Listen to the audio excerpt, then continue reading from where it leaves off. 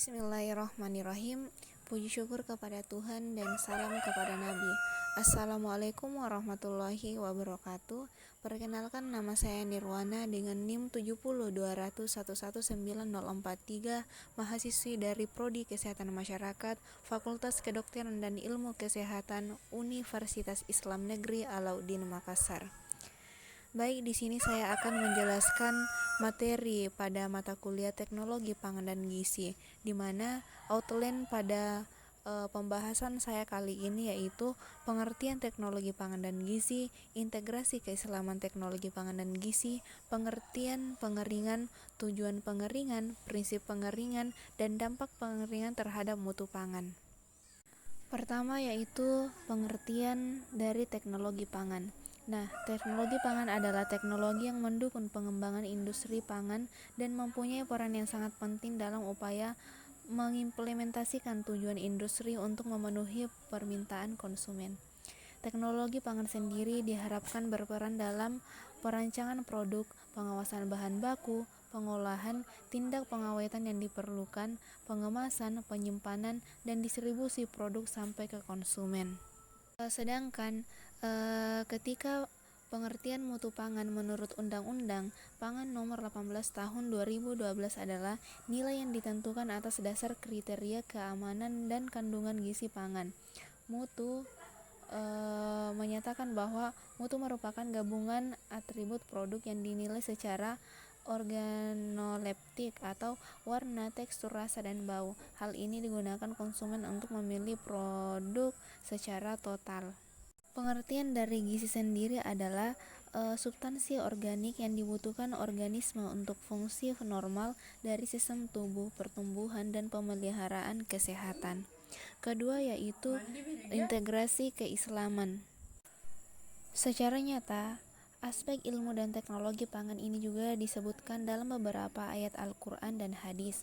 Pada surah Al-A'raf ayat 31 misalnya, menjelaskan tentang pentingnya mengonsumsi makanan yang halal dan tidak berlebihan dalam mengonsumsinya, di mana bunyi ayat tersebut yaitu Ya bani Adam khudhu zinatakum inda kulli masjidin wa kulu washrabu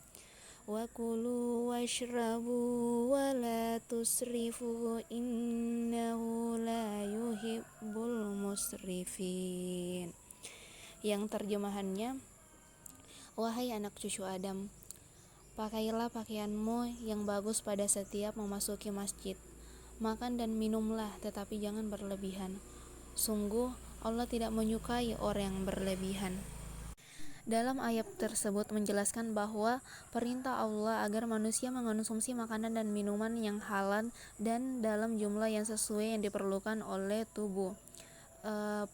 Penelitian terbaru menyebutkan bahwa mengonsumsi makanan dari sumber zat gizi manapun dengan jumlah yang berlebihan maka akan membuat kebutuhan memberikan efek samping dan menyebabkan beberapa gangguan kesehatan. Hal ini menunjukkan bahwa ilmu tentang nutrisi bagi tubuh telah Allah sampaikan beratus-ratus tahun silam sebelum ilmu dan pengetahuan berkembang. Selain ayat tersebut, Rasulullah SAW pernah bersabda yang pernah diriwayatkan oleh At-Tirmizi, Ibnu Majah, Hakim, dan Ibnu Hibban sebagai berikut. Tidak ada wadah yang lebih buruk yang dipenuhi oleh seorang manusia selain perutnya. Dia sebenarnya hanya membutuhkan beberapa suap untuk menopang hidupnya. Karena itu, perut perlu dibagi menjadi 3 bagian, yaitu sepertiga untuk makan, sepertiga untuk minum, dan sepertiga untuk udara. At-Tirmizi, Ibnu Majah, Hakim, dan Ibnu Hibban. Dapat disimpulkan bahwa Islam baik melalui Al-Quran maupun Al-Hadis telah jauh beradab-adab yang lalu telah membahas ilmu terkait pangan dan gizi. Namun, teknologi yang berkembang saat itu belum mampu menciptakan produk-produk seperti saat sekarang. Secara lebih luas lagi, selain membahas tentang teknologi pangan, dalam Al-Quran maupun Al-Hadis juga membahas beberapa teknologi terkait dengan teknologi pangan dan gizi. Di antaranya adalah pangan fungsional, teknologi halal, dan teknologi herbal dan teknologi herbal. Kemudian pengertian dari pengeringan.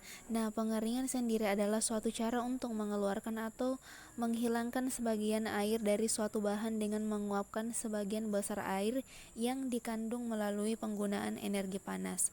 Biasanya, kandungan air bahan tersebut dikurangi sampai batas tertentu sehingga mikroorganisme tidak dapat tumbuh lagi di dalamnya.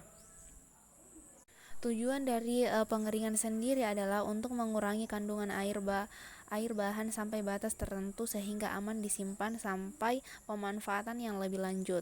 Dengan pengeringan, bahan menjadi lebih tahan lama disimpan, volume bahan lebih kecil, mempermudah dan menghemat ruang pengangkutan, mempermudah transportasi, dan biaya produksi menjadi murah.